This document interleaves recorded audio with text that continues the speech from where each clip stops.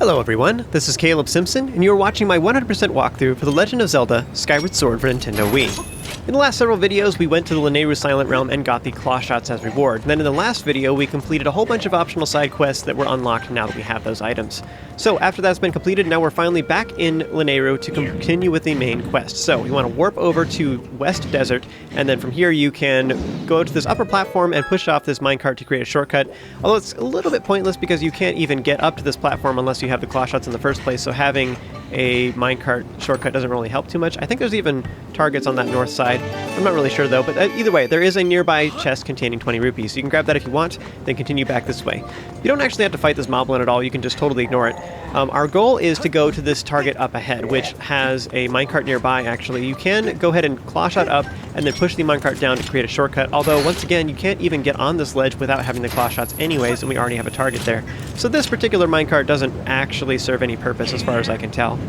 Now you can continue along this path, jumping along the little islands to go over to the far right side where there's more targets, but those don't actually lead to anything either. Instead, what you want to do is you want to get on top of these little islands right next to the sand falls and then hit the target that is straight up to reach that upper ledge. This will actually lead to an area of Lanayru Caves that we haven't been to before. It's kind of like a little transition area in between a lot of different zones, actually. And you can go over to the far left, which leads back to Lanayru Mines, actually. So that's the entrance. If you haven't unlocked the bird statue over there, that is one option for you. Up ahead, we have a new character named Golo. Now, at this point in the game, you can actually speak with him, but just be warned that you kind of want to avoid him after this, because if you speak with him at the wrong point, you could actually initiate a glitch that will break your game, actually, and there's no way to progress. It's actually one of the little missteps that Nintendo took when they first released this game. They didn't realize that it was an issue, but people quickly discovered it, where there was a point where if you speak with this character, it'll actually cause certain events to not take place, which is a huge problem. Anyways, right now it is safe, you can talk with him, but after this you should just avoid this character entirely. And we'll talk about this character more in detail and that specific glitch later on in the walkthrough. It doesn't really matter too much for now. I'm just pointing it out because I just want you guys to remember it so you don't accidentally speak with him later and then cause a problem for your game. Anyways, what you do right now is you speak with him and he'll give you a small key which allows you to open the nearby door. Oh!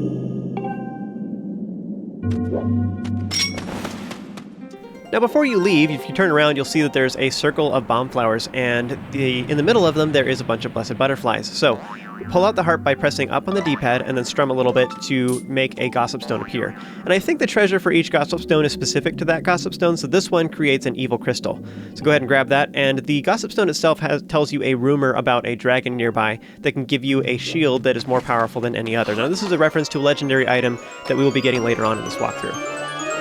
So I think anytime that you open a treasure chest that happens to be a monster horn, there's a couple of chests in the game that are guaranteed monster horns, I believe, but I think the next time you open a chest containing a monster horn after you have acquired the whip, then Fi will give you this tip that you can whip certain bokoblins that have a monster horn on them, and you can take the monster horn from them. Now this is very useful, and we will actually, especially in this upcoming dungeon, you will be able to get as many monster horns as you want. Like, literally, you can just get them all day long.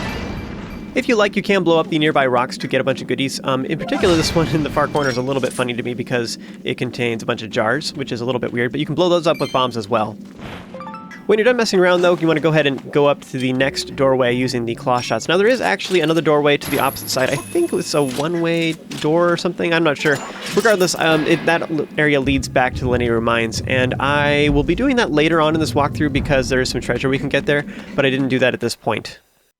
This next doorway leads to Lanayru Sand Sea, and I was super excited when I first saw this because my first thought upon coming out of this upper ridge is I thought we were going to dive down, and I was thinking it would have been cool if there was all these alcoves on the sides of this wall or something like that we could dive into and then get some treasure chests or something. So I was really excited once I saw this and then quickly realized that wasn't the case. So I was really disappointed after this. I was like, oh man, jumping off this thing is going to be awesome, and then it was really boring. Anyways, so Fi points out how this whole sea has now turned to sand, which is crazy.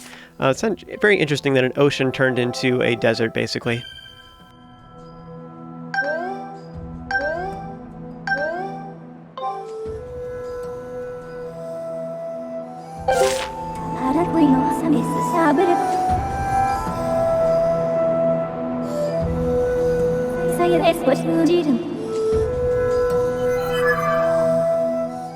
Alright, so to proceed, all you have to do is just use the Clawshots on the various targets. This isn't very difficult or anything, it just takes some time, but you'll steadily work your way over to the far side.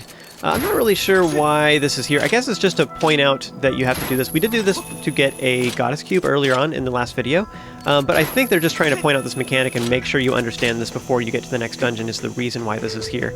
I think they needed to find some place to put it, and they do have a little bit of puzzles like this in some of the upcoming islands that we're going to, but I think they were just trying to have this early on to make sure that you understood that you needed to use the Clawshot, because we just had the puzzle of getting to that upper doorway using the Clawshot, so I think it's like on the brain.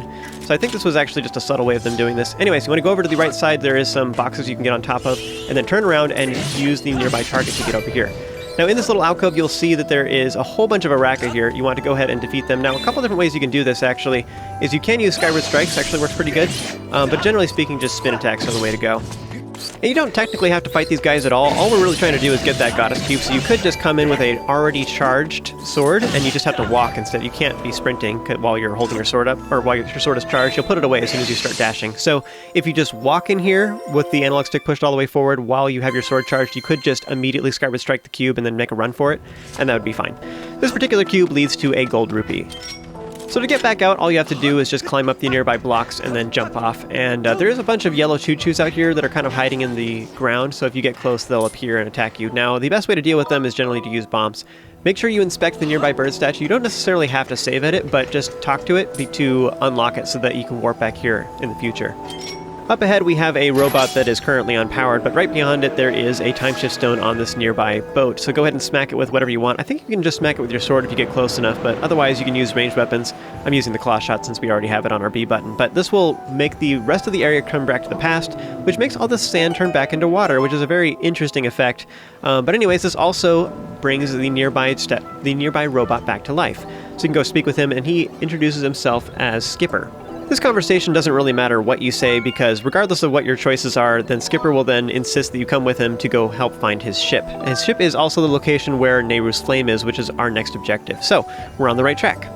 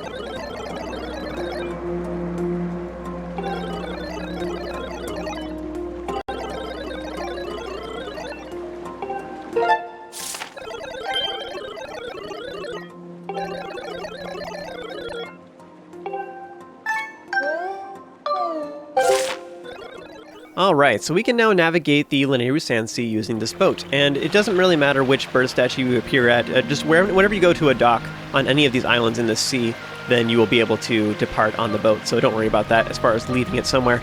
Anyways, you can go ahead and dash around on the boat using the A button to use stamina, just like you would when you're on land. I think it's supposed to be the engine overheating is what it represents, but regardless, it works the exact same way. You know, when you finally thought you were getting away from using stamina, they give you another mechanic that's the exact same thing. I think the water looks really pretty, or at least the stuff under the water is really pretty. It's very multicolored, which apparently the Lanayru Sand Sea is very tropical.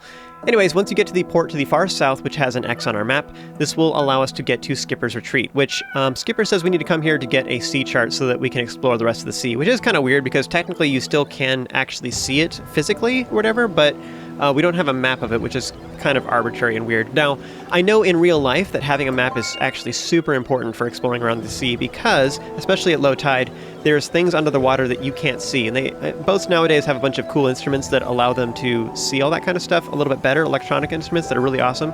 But it is still important to use charts, and you definitely need to have charts like that, at the very least in case your instruments don't work anymore. But anyways, point being that for more like older technology, then it was very important to have a sea chart. Just commenting. Although that kind of brings up the point of it's weird that Phi can like give us a map of part of it but not the rest of it or something, but whatever. Anyways, when you get here you want to go ahead and talk to the bird statue to inspect it so that we can warp down here again, and then you want to go ahead and work our way over to the far right. There are several of these electro spume that you can kill along the way, and then go ahead and claw shot to the next target. Now here I just want to point out there is actually a little island off to the left that has a chest. Now a lot of people actually don't know how to get that chest, so I will be showing that before we leave. You can kill the nearby Deku Baba if you want. You really only need to kill one of them just so you can get past. My controller was fairly uncalibrated, so I was fixing that real quick. I think actually what I probably should have done was just used the Clawshots. I think the Clawshots actually stun them, so I should have just done that and then use the spin attack to finish it off. So that would have been a lot faster. Anyways, continuing onwards, here we have a new, I don't know if we call it an enemy. It's an enemy in some games, in other games it's not. This is called a P-Hat. Now P-Hats are flying enemies that look, or flying things that look like this. They're kind of like plants. And sometimes they're aggressive and sometimes they just float there and you use their claw-shottable target. So go ahead and claw-shot that thing, and up ahead we have a big yellow choo-choo. Now, ideally what you want to do is use bombs on it. Just stand far enough back that the explosion doesn't hit you, which you can see that I did very expertly in this particular video. I was interested at this cactus, how it blew up the whole side of it. I didn't realize it could do that. I mean, I knew that smacking it with a sword would get rid of some of the cactus exterior. I just didn't realize bombs would do that too. Up ahead there's several yellow choo-choo in this next little area, and you can defeat them if you want to. It doesn't really matter too much. Most of these, I think they'll actually just leave you alone as soon as you get to this next outer ledge. But hookshot to the or claw shot to the next P-Hat, and then up to the next target. And then this will allow you to turn around so you can claw shot to the next target up above.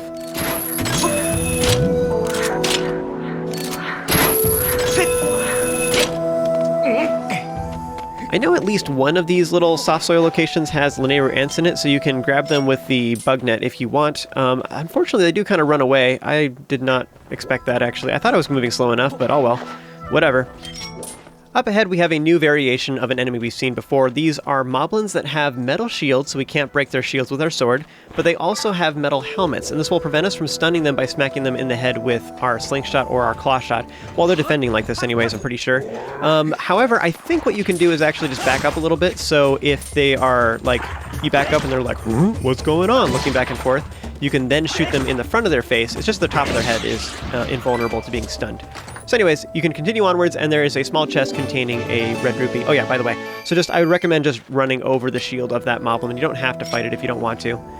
So continuing onwards, you want to go ahead and claw shot onto the nearby vines, and then crawl around to the other side, and then claw shot onto the next set of vines as well. You do it actually just near the top. You don't really have to climb as much. Once you get up here, you can go ahead and grab this particular goddess cube, and this one leads to, let's see, a potion medal. So potion medals will increase the duration of buffs that you get from some of the potions that are in Love's potion shop. So that's pretty cool, and that actually is very powerful for bosses in particular. We have some upcoming potions we'll be able to buy that are very, very good for that. So that's true for both stamina potions as well as some other potions we're going to get a little bit later, but I don't want to spoil anything at this time. So next, run across to the opposite side to the north, and you want to grab onto the nearby target and then pull yourself up. And here we actually have a P-Hat that is in the ground. You want to go ahead and grab onto it with the whip, and then this will allow it to start flying. Ideally, you do this first, because otherwise you got to wait for this Phoenix. But anyways, you can attack the Phoenix first if you want to, but once it's deployed its tail, you want to pull on it with the whip and then just use an ending blow on it, or fatal blow, excuse me. I keep forgetting which one it's called in this game. They keep doing this in Zelda games where they have the same items, but they change their names just slightly, so I keep using Hookshot on accident because that was what it was called first. But anyways, it's called a Clawshot in this game. So like I was saying before, you want to go ahead and whip the top of the P-Hat. That'll make it come out of the ground, and then you can go ahead and Clawshot to it. Now, I will say that if you're Clawshot onto this and you're waiting around like this, the Phoenix will smack you. So you do want to kill the Phoenix. However, I would recommend if you can whip the P-Hat before you start dealing with the Phoenix, then that would be more ideal, I think. just so it starts getting in position while you're still fighting the Phoenix. On this next ledge, you can collect some Lanayru dragonflies if you want to. There's several of them right here. They're just easy. You don't necessarily have to get a lot of bugs, but just as long as you're kind of, like right now, there's just convenience. If you can get 2 or 3 at a time, then it's just awesome to do that.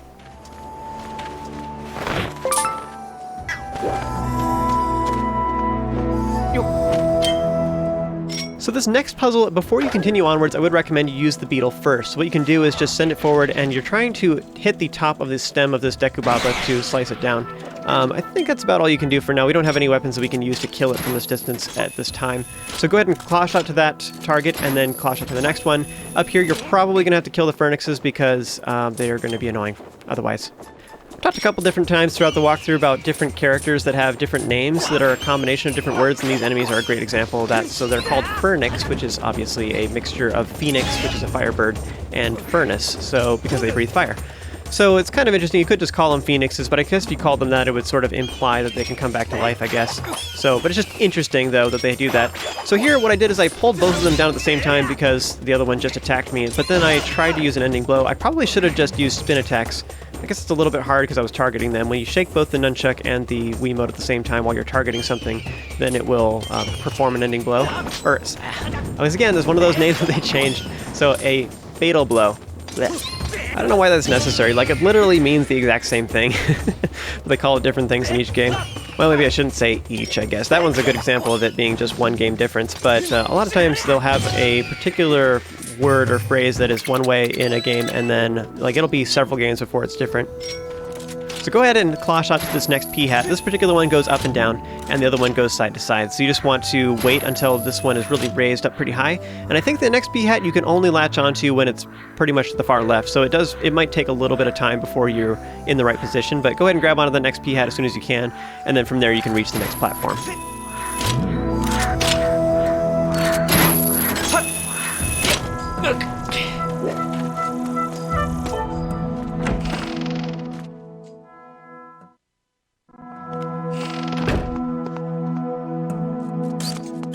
So if you got hurt, you can sit on stools to restore your health. There's one in here, and Fi actually just yells at you if you do that. I think it's kind of cool that we do actually regenerate health while we're still in the conversation with her, though, so you don't have, it doesn't like pause the game. But anyways, you can go ahead and get rid of all this sand if you want to. There's only a couple things of interest in here. I think there's just like a rupee, but then there's a single chest or something. So you want to go ahead and get the chest, and oh, I guess there's amber relics. Wow, there's actually 2 of them. Oh, and a goddess plume. My goodness, I forgot about that when I was recording this. That is so lucky, though. That's kind of weird, though. I thought that a lot of these locations were just like there's a single treasure that has a chance to be a goddess plume.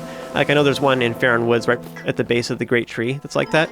That occasionally it can be a goddess plume instead. That was actually crazy lucky that I got 3 amber relics in here and a goddess plume. It's nuts. Oh yeah, so I guess that must be it. I was talking about earlier in the walkthrough how you don't get goddess plumes off of enemies. That's the deal. They must just appear in places where amber relics can appear as well. So it's like kind of getting a rare roll on amber relics, I guess.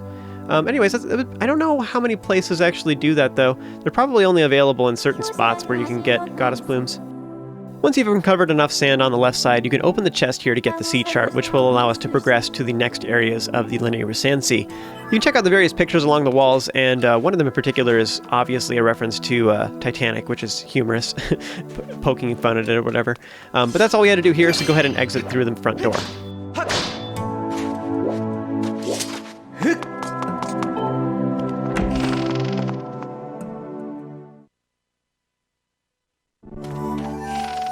Now before you leave, there is actually some cicadas on the roof, so this particular area has a whole bunch of them, so that's why I say that. So you could actually like collect a bunch of them and then go back in the room and come back out and farm them again because they'll reappear. So if you want to get a bunch of cicadas, you could actually do that. I don't think that's a little bit overkill, but as long as we're here, we might as well collect them. So I think there's 3 out here for me right now, so they have somewhere between 1 and 2 at each one of these locations. There's some on this side, and there's some on the opposite side as well. Just want to make sure that you move slowly when you're going to the other side, otherwise you will scare them off.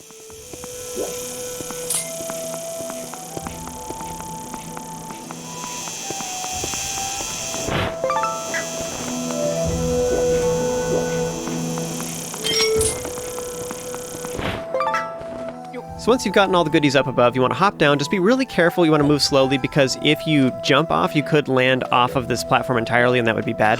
I think you just reappear because it's pretty much just sand right below. But anyways, you'll see that there's a zip line up ahead, but you don't actually want to take it. You could actually jump down there too. This zip line leads all the way back to the beginning, but instead you want to head over to this little outcropping thing. I don't even know what this is, a little dock or whatever. It's like part of a bridge, but you can jump off of this and this will allow you to glide. So from here you can actually glide all the way down to that little island I was talking about earlier that has the chest. Now, I haven't really shown this too much, but you can hold all the way forward on your controller, and you will like inch a little bit forward when you do that, but you pretty much just zip straight down really, really fast. But anyways, opening this chest here will lead to 100 rupees. So use the various targets to get back to the beginning, and then speak with Skipper to get back on the boat.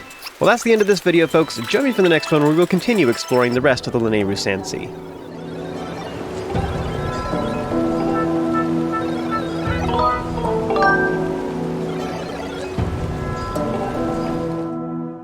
Same time, like being able to go to the desert without any problems is super nice. I'm still going to show how to do the resistances, but ooh, that was, oh man, double. This is all according to my plan. I don't know what you're talking about. Yes, nah, heart containers. Yeah, I'm gonna do it.